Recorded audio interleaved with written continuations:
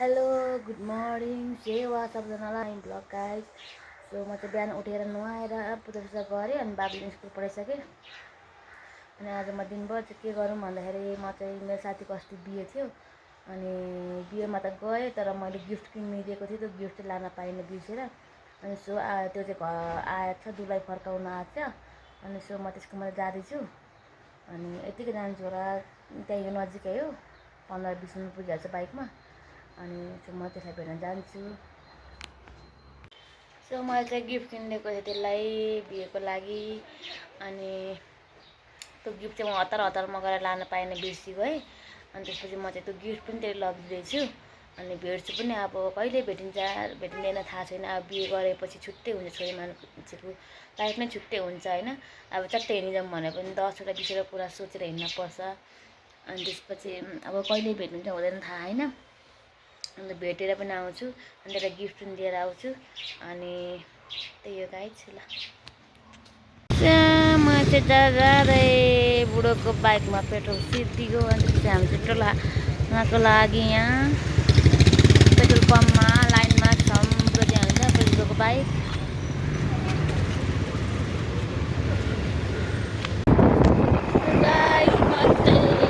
Ready भएर जाँदैछ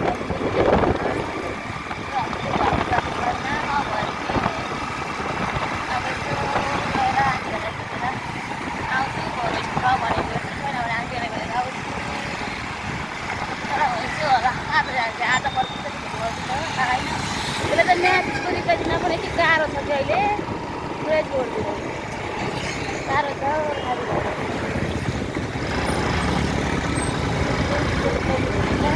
पठाउँछ आजले पठाउँछ, मेरो आफ्नै कुकुर हो, फेरि अर्काको कुकुर होइन।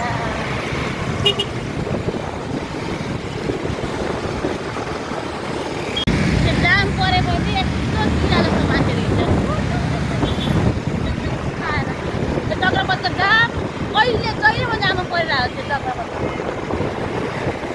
किरा जस्तो हुन्छ मान्छेहरू। अब कति हतार हुन्छ, कति हतार मान्छेहरू 1 सेकेन्ड पनि उहाँलाई नसकिरहेको किरा पटेक्दा भन्दै थियो।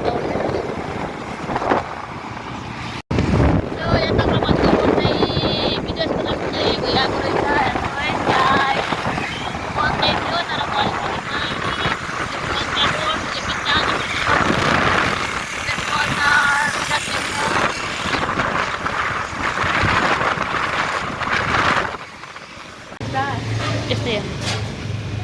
सो म त्यसलाई रिसिभ गरिसकेँ गिफ्ट। यो चाहिँ खास बिहेको लागि किनिदिएको, तर म बिर्सेर होइन आज दिएको तँलाई। ल रिसिभ गर्छु यसलाई चाहिँ गिफ्ट मैले। यो चाहिँ भर्खर कि बेहुली हो, तर बेहुली जस्तो देखेको छैन। तर के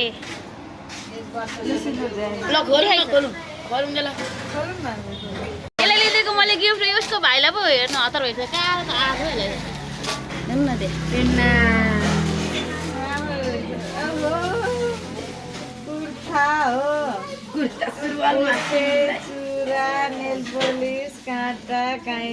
सो अब बेहुलीको लागि चाहिँ ल बेहुलीको लागि चाहिँ यहाँ कोसेली ठिक पार्दै हुनुहुन्छ आन्टीले। यहाँ उहाँले पोल्दै हुनुहुन्छ। अब बेहुली नानी चाहिँ घर फर्किने रे। बेहुली नानी त भाउजू च्यालो सदिच्छा बहिनी घर फर्किने रे। यो फर्केपछि म पनि जान्छु। सो हामी चाहिँ एकदिन फोटो खिच्यौँ, भिडियो बनायौँ। अब कहिले भेट्यौँ नि हुने थाहा भएन।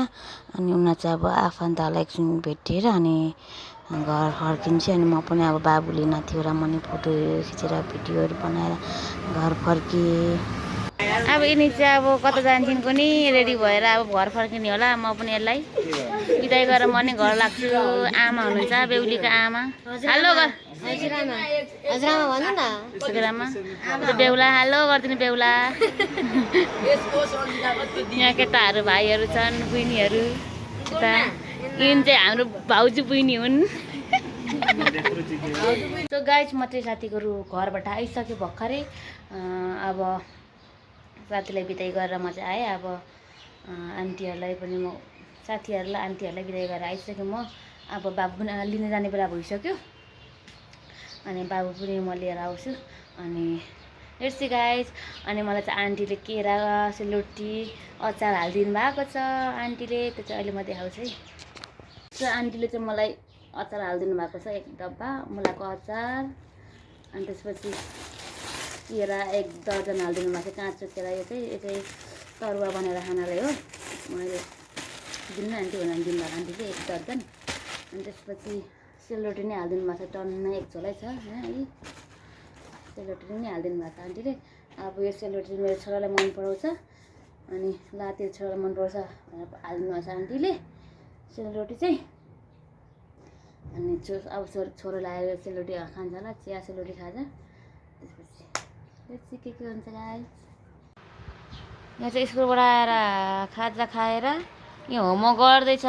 होमवर्क गर्न पनि कति 4 बजेदेखि बसेको होमवर्क गर्नलाई, यति सार्नलाई, यति सारिसक्यो 1 घन्टा भयो। 1 घन्टा अब 3 घन्टामा एउटा दुइटा बल्ल लेखिसक्छ होला यसले। होमवर्क गर्नु भने चाहिँ मरिजान्छ। जो केटाकेटी पनि त्यस्तो रहेछ है, केटाकेटीहरू साह्रै नहुने। ल अहिले खेल्न जाउँ भनेपछि 21 जान्छ खेल्नलाई। ल होमवर्क गर्दैछ, अब कतिखेर गरिसक्छ यसले।